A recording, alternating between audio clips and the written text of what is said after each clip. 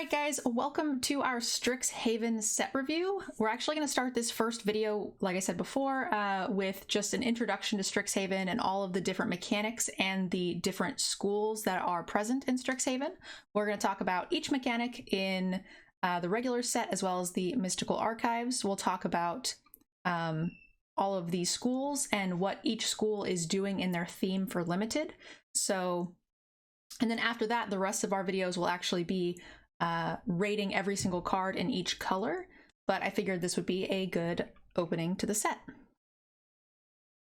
So Yanks is actually joining us. He'll be joining us for all of our set reviews. It's kind of nice to have somebody to talk back and forth with and bounce ideas off of. One person might misread a card. I always misread things the first time around. In each set, there'll be a couple of things, you know, that are a little bit different. Another thing is really cool is that I don't lose my voice quite as easily because some cards are easy to explain. So if we've got two people kind of switching off, it works out really, really nicely. You want to say hi? Hello, everyone. How's it going? So if you guys are on YouTube, Yanks is one of my Twitch moderators and someone that I typically, you know, talk through set reviews with normally, even before we did these videos. So it's just nice to have him on board with us. So the very first thing that we have on our list, guys, for Strixhaven is that they are reintroducing Modal cards. If you guys are new to Magic or you didn't play in the last set or two, these are actually cards that are double-faced. They started out as either land or a spell, creature or instant or sorcery, but now Modal cards are actually both sides can be spells, and you can actually choose which one you want to use. So we have the Selfless Glyph Weaver here as our Modal introduction card. So you can choose to cast it for its creature side here. It's a 2/3 for 3. We don't really need to go over that too much because this will be covered in our white set review as well. But if you don't like that or it doesn't fit what you need in your present game, you can actually cast it for the reverse side, which is black mana. You got anything to say about Modals, Yanks? No, I mean, this is kind of the same thing we've seen in the last couple sets. The one thing to note is that other than one colorless card, every one of these is a different color on its front and back. There is one card where there's a colorless on both. There's colorless on both sides, but everything else is either two different colors, or one side is multicolor, or both sides are multicolor. So just add some interesting draft decisions to Limited. So yeah, Modal cards have gotten more and more unique as they've come. Like I said, they used to be land or spell. So you could, like, if you drew it early, you would cast it as a land. If you drew it late, you could, and you no longer needed land, you could do that. So it actually kind of lowered the amount of lands you'd have in your deck late game, which made for some less floody games. And that was really nice. And then the next time they were introduced, it was like both spells. And then now they're both spells, but guaranteed different colors. So again, just an interesting thing that they seem to be bringing back in a lot of sets lately. All right. Yeah. Next card, or next thing that they are reintroducing, you've seen before, is hybrid mana. We don't get this in every set, but we see it quite often, right? Yeah, it's become kind of a staple of these gold-focused sets, like the Ravnica sets or Strixhaven with their schools, that there's hybrid mana to enable the color pairs to work better in draft. Yeah, so it's kind of nice. It makes it much easier. Like, this is, if you are in these two colors, it's easier than 2 red, 2 white for sure. But it also kind of limits you and makes it much harder to cast if you were to try to be, you know, white, blue. You're definitely not able to play this because now it technically costs 4 white, right? So then it's worse than if it were like 2 1/1.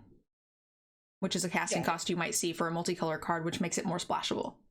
Yeah, they are able to be played by one color, but especially cards like Blade Historian you're seeing on screen are pretty tough because 4 of a single color is difficult. And the hybrid cards in this set, almost all of them can be cast for, you know, quad red or quad white or, you know, just one color. But there is a cycle where you do still have to have both colors, where it's something like 1 blue red and a blue red hybrid. Yeah.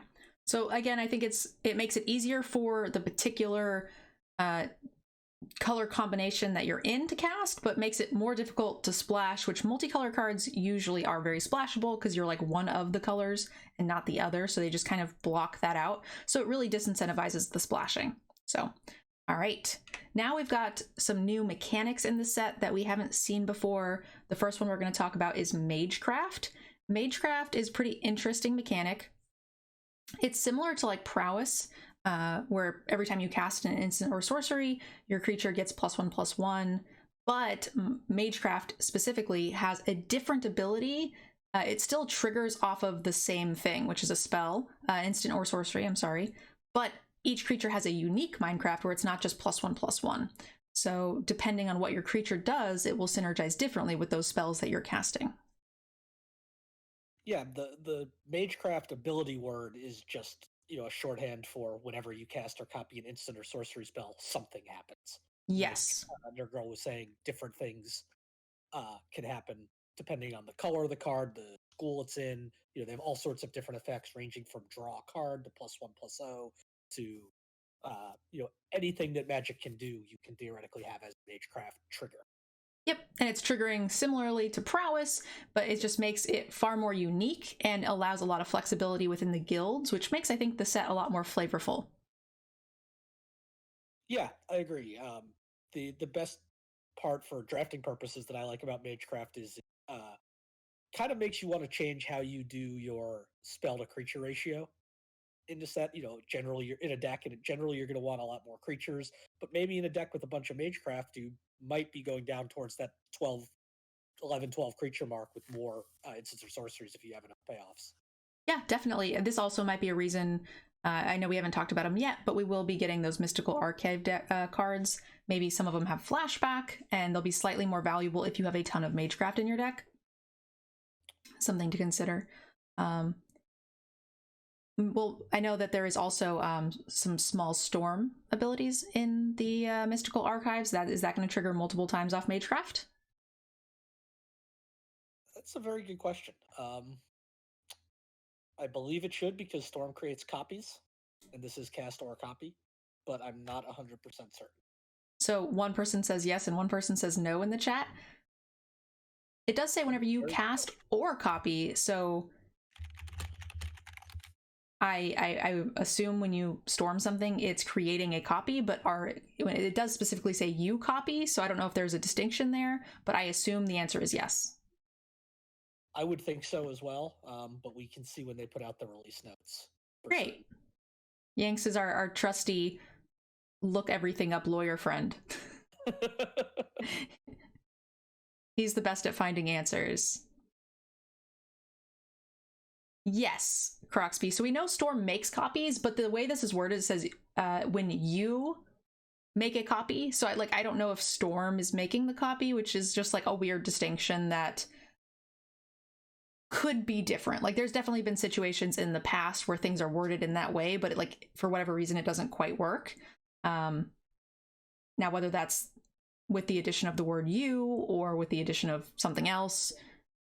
Based on my reading of the Storm ability itself, when you cast the spell, copy it for each spell cast before it this turn. That would, to me, make it sound like yes, it should trigger Magecraft every. Yep, I would definitely think so as well. So as you guys can see, for this first Magecraft card, it gets +1/+0 until end of turn. It's just a bear with some upside. So again, we'll go over the ratings for these cards later, but I did want to show you guys that there are different types of Magecraft, and they have a very wide range of abilities. So that one is just a very minimal buff, where you have Archmage here, who whenever you cast a spell or copy an instant or sorcery, you're drawing a card, which is a lot more powerful. Now, this is a rare, but again, unlike Prowess, where it's just always the same ability, this is drastically changing based on the card that it's printed on. Yeah, Magecraft has a very wide range of payoffs, from stuff like gain a life to draw a card, which is the three best words in Magic, in my opinion. Silly, dirty blue players. I actually really like blue in Limited. So, okay, the next thing we're going to talk about, guys, is Learn. which is an ability that actually takes place over 2 cards, kind of. So there are cards that have the learn ability, which allows you to do one of 2 things. You can either get a lesson out of your sideboard for limited, so you will have had to have opened it in your pool or drafted it. It allows you to get it out of your sideboard and put it into your hand, sort of like the most recent Fae of Wishes, right? That was a thing. So you could get something out and put it into your hand. Or if you don't have any, it lets you discard and draw. So it's not quite as good as just, you know, draw a card, obviously, but it does give you a lot more flexibility. Yeah, it's a very interesting deck building and drafting mechanic, in my opinion. You know, when we see sets where there are lands that you can draft, you know, every land that you get to play, or modal cards, modal lands are strict upgrades on the basic land you would put in, and lets you play more of your draft picks. In this case, every lesson you take, if you have enough learn cards that goes in your sideboard, allows you to basically take dead sideboard slots, especially in best of one, where you don't normally even use the cards in your sideboard, and turn them into things that you might have multiple copies of based on your learn to go get. Um, you know, what I think is going to be really interesting is if you have lessons that are really good cards, do you put them in your deck or do you put them in your sideboard to go get with learn? And a lot of it's going to depend on how many learn cards you have. Yeah, because if you have, let's say, 2 learn cards, you have 2 chances of drawing that really good lesson, versus if you have it in your deck, you only have the 1 chance, right? Yeah. Yeah, I think unless you have 1 or fewer learn cards, I think the answer is probably going to be in your sideboard. It might be some that are too expensive, or your learn cards are too expensive, where, you know, it's going to force you to do it over 2 turns. Mm-hmm. But it's interesting to note that you have playables that will not make your deck, but are still going to be useful sitting inside. Definitely. It increases the amount of playables you have in general. Like, so you actually can expand. Normally you have trouble cutting down, but this allows you to put in good cards without actually having them take spots in your deck. Another thing that to note when we do the reviews on these is that these cards are going to be better in multiples. The more lessons you have, the better your learn cards will be, because it allows you the flexibility to get what you want in that moment. So when we do the ratings, you know, if you have a highly synergistic deck with a lot of learns and a lot of lessons, then our ratings will be a little bit lower than they actually will be, just because the average deck won't have that many. But if, you know, like any good synergy deck, the more you have, the better that they become. So just keep that in mind when you are either reading or watching the set review articles / videos, that on their own, like this arcane card that we're looking at now, like -4, -0, we see that effect or card a lot, and we never rate them very highly. But if you're always getting a free card out of your sideboard and you have like good options for it, it's going to be quite powerful.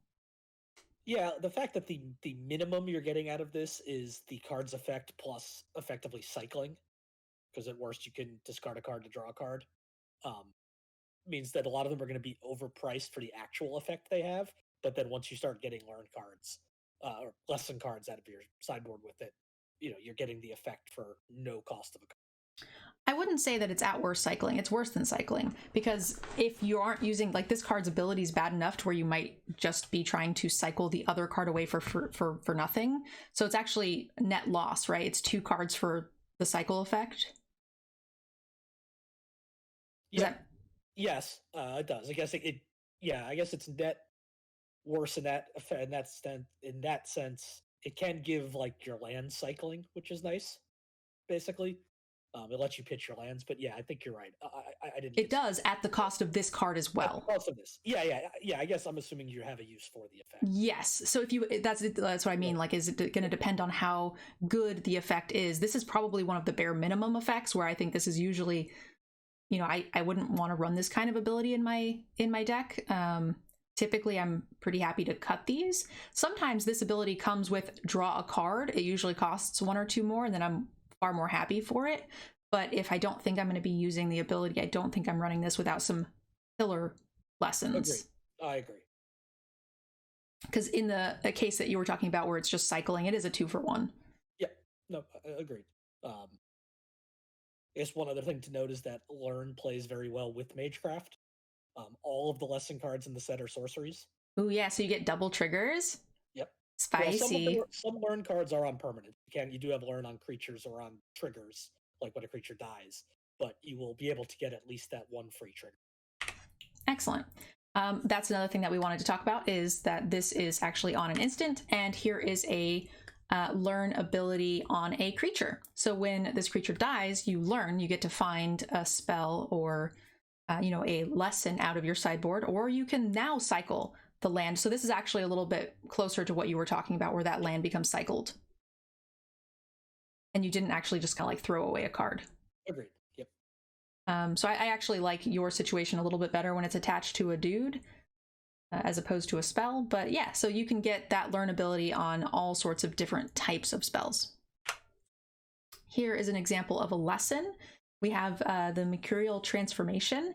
We've seen this effect a lot. It basically makes a creature lose its abilities and it becomes a frog, or it becomes a octopus, yay, with power 4/4 or greater. So you can cast it on your own things. It's got a little bit more flexibility, or you can just frog their stuff. Yeah, one thing to note on lessons, if you all see in the top left corner of the card, you have that little circle symbol. That is on all lessons. It effectively means that it is a lesson, kind of like the little modal symbol that's in the top left of modal cards. Now, if I'm not mistaken, all of our lessons are sorcery speed. Correct. Every lesson in this set is a sorcery with the subtype lesson. So this is a little bit of a weird, like this particular card, we'll talk about it more in the set review, but like these types of effects, you typically see at instant speed in the place of like combat tricks, or the 1/1 frog is like an enchantment that's permanent. So as a whole, I feel like this card is kind of worse because these abilities are way less useful at sorcery speed, but way less flexible. I mean, you could maybe be attacking for lethal or something, but as a whole, I think they are just going to be slightly weaker cards. But if they're free, they're great. Agreed. A lot of them are relatively overpriced or weaker effects than you would expect, but a lot of times you're getting it for free, so that's okay. I'll turn him up a bit. Some people are saying they're having trouble hearing you. Sorry about that, guys. All right, moving. Go ahead. I said sorry about that. I'll try moving the mic. No, I turned you up. I think you were a little quiet on my end. Okay. All right, moving right along, guys. Ward. This is a mechanic that we don't see on very many cards. It's actually very, very few cards. I'm kind of surprised that they included it at all, to be honest. Yeah, I think the reason Ward is in the set is they have decided, and they made this announcement in Mark Horswater's mechanics article, that this is going to be an evergreen keyword. It's going to come back in set after set after set, kind of like they made Scry that way a few years ago. So it can show up in a few cards per set without. It's not really something you build around. It's not really a theme. It's just you've seen this specific ability on this area list on Frost Titan in the past. Whenever gets targeted by something your opponent controls, they have to pay 2 or counter. Now, Ward doesn't always mean 2. Pay 2. Ward can also mean, I think we see pay 3 life as one option in this set. It just means Ward is the part of the card that is, whenever this creature becomes target of a spell or ability, counter it unless you pay that player pays something, and then it says that's something. One thing I wanted to note, guys, is that we do see, especially in limited, a lot of creatures that say, spells that target this creature cost 2 more to cast. So when you go to cast your spell, like hypothetically, you forget that the creature has that ability, it will just not allow you to cast it. So on Arena, that, for instance, it'll just say, please pay 7, and you're just like, oh, I thought it was, 5, and then you just don't cast, right? This is going to be a little bit different. I think it's going to allow you to cast the card, and then once the cast happens, it's going to be like, are you going to pay this? And then if you cannot, the option is no, and the card will be canceled. So this is a trickier, more difficult thing to play around on Arena, just because you can't really forget that it has it. If you do, you get punished, versus when we typically see this in limited, it's not a punish because you just actually cannot cast the spell. So keep that in mind and pay far more attention to these ward creatures. Yeah, it's designed to be a triggered ability instead of just a static cost increased, which is an interesting choice. That doesn't seem like a lot on its face, but has big rules implications. Nerdgirl was saying. Yep. All right. So we have a note here for there's a new term. Yanks, you want to explain that a little bit better? You usually keep up on the announcements more than me. Sure. So just one thing they have changed in this set is they no longer are using the term converted mana cost. That has been replaced by the term mana value. It has the same exact meaning as CMC converted mana cost used to. That's just what they're going to call it moving forward. And by what them, by when he says them, he means Sorry, I mean Wizards. Yeah, not us, because everybody Yeah. else is going to continue saying CMC. Yes. Just like the PT. Like. Yep. Yeah. This is a choice by Wizards. I don't specifically know the rationale behind it. It could be as simple as it's a lot shorter to put on a card and save space for text. Or just people might think it's easier to understand. Why don't they just put CMC though? Could they put mill? Yeah, they could. I said I don't know, but it's just something to keep in mind when you see a card that says mana value. Think CMC. I am just old and set in my ways, and Wizards of the Coast needs to get off my lawn. They are pretty close to you. They might actually be on your. That's true. Before we move on, guys, we are going to talk about the 5 schools, what colors they are, and what those types of archetypes are trying to do, discuss the signposts a bit. I do want to mention really quickly that we have some older different abilities on cards that you guys are going to see on the Mystical Archives. So that's going to include things like Storm, Rebound, Scry, Split Second, Overload, Flashback, Kicker, Phyrexian Mana, and Phasing.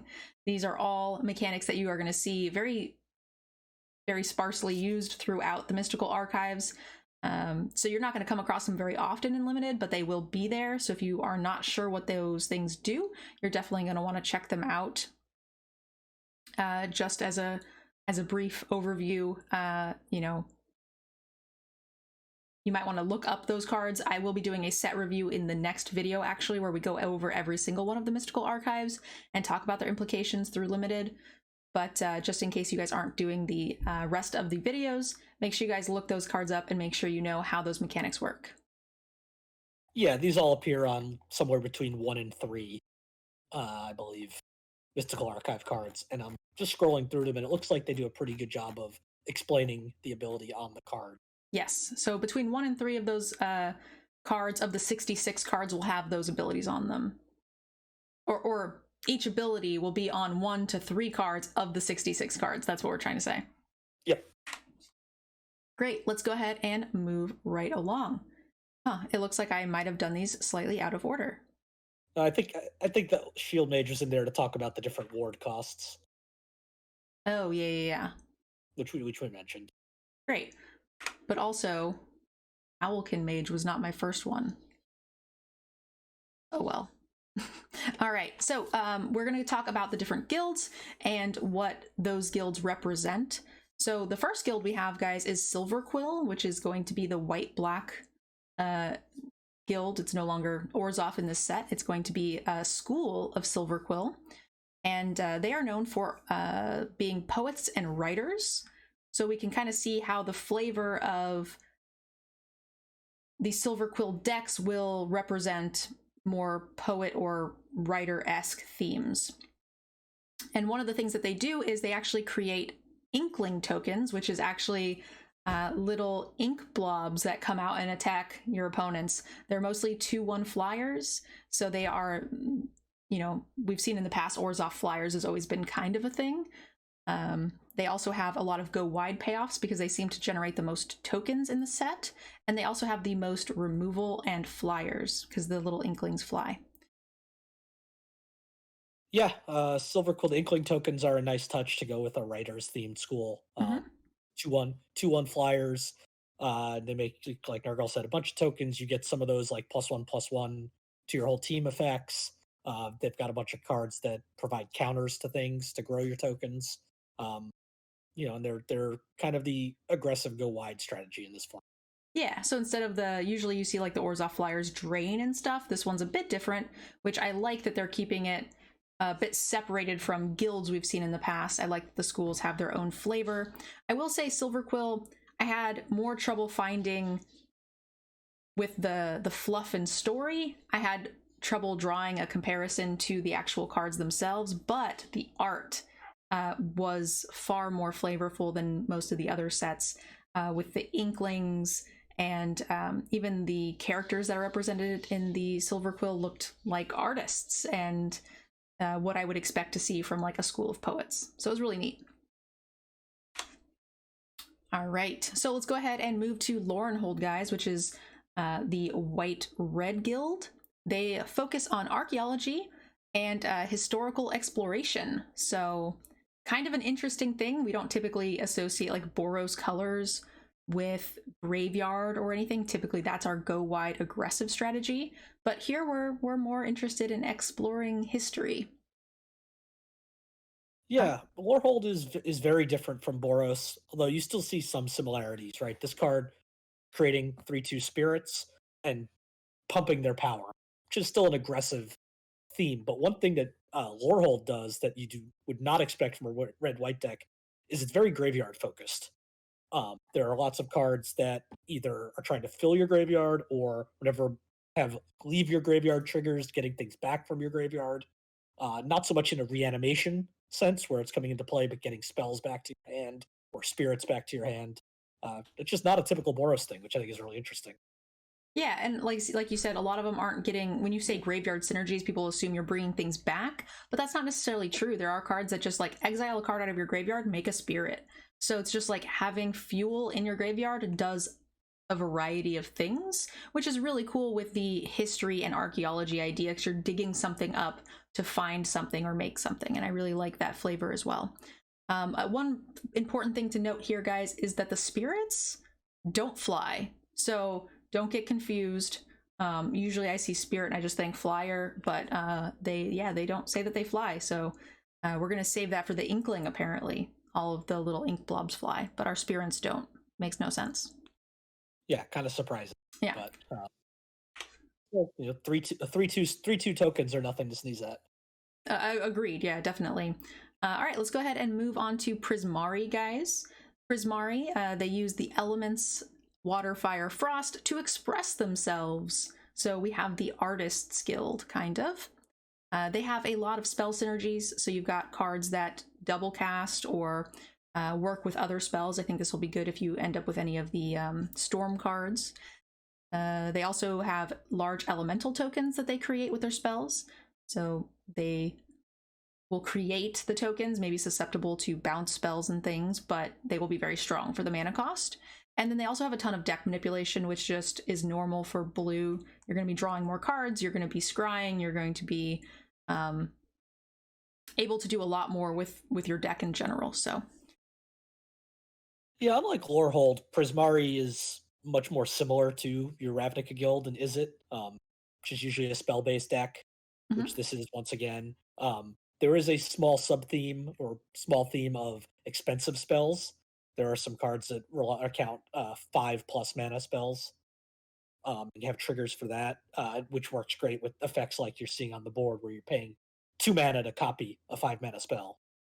Um, Yeah, I did see a lot of expensive spells, and then there are cards and creatures that say if you cast a spell that's 5 or more CMC, suck it wizards, that it will get a +1/+1 counter permanently. So you have just triggers that are based around those large spells in addition to just having an abundance of them.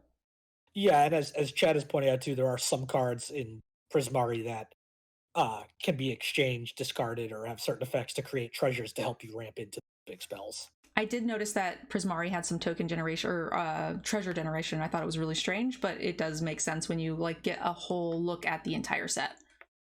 Yep. All right, great. Moving right along, we are now in Quandrix. The math and manipulation of biology and life. So, I mean, that makes sense. We see that with Simic, right? Like with the Simic mutations and things. So this school, again, is very similar in that way because we're going to be making fractal tokens and doing a lot of ramping. And Growth Spiral is one of those bonus cards that we saw in the Mystical Archives. So that also fits in with the theme of Quandrix as well. Yeah, Wizards doubling down on the Simic ramp theme because we're not all haven't all gotten sick of that over the last few years.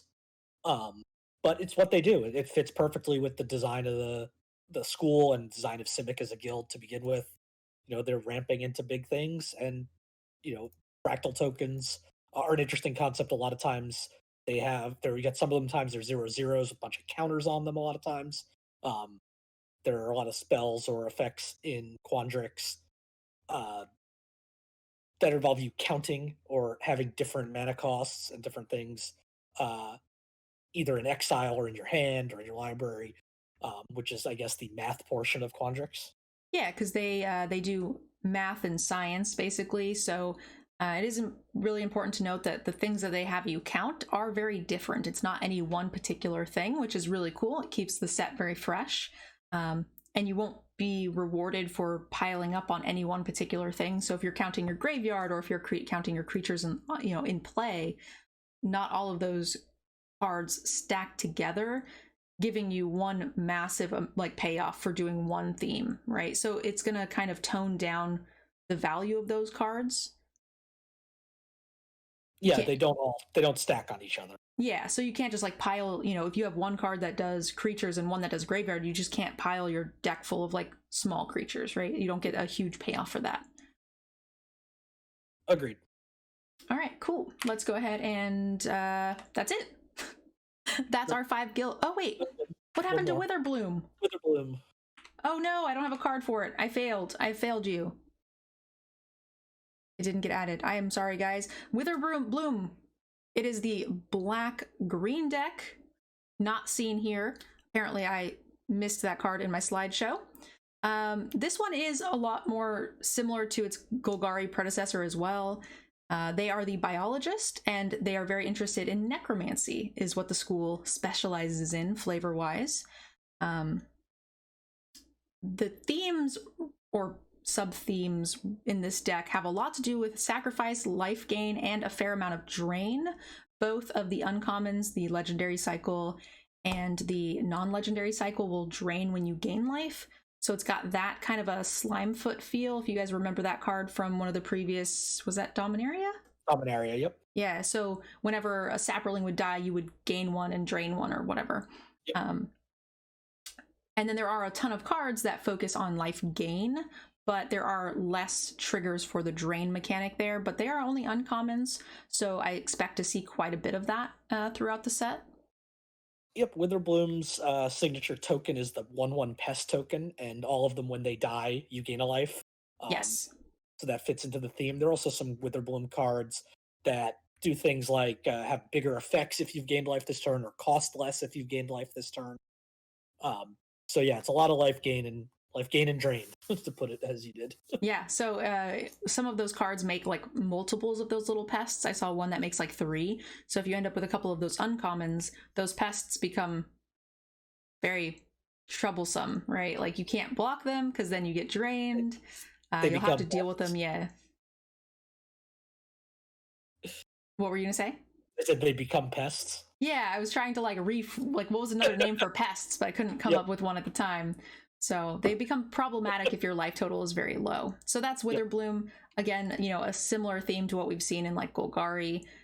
There is a ton of sacrifice stuff too that I've seen, where cards get bonuses if you sacrifice, as well as you can trigger specific things when you sacrifice on other cards. So we're definitely looking to have a lot of the little pest tokens and small things. Yeah, and anytime you get a sacrifice theme, having something that has death triggers like the pests is exactly what you want to sacrifice. Yeah, exactly. I agree.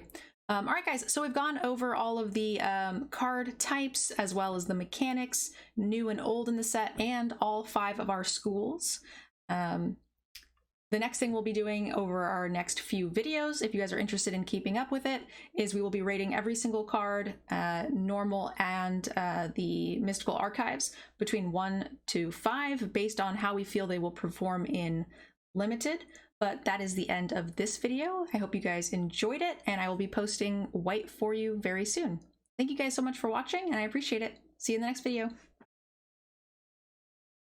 I'd like to give a special thank you to those of you who have signed up for our Patreon. I couldn't make this content without you. Also to Cool Stuff Inc. and KMC Sleeves for supporting the channel as well. Definitely check them out and use our discount codes to support the channel.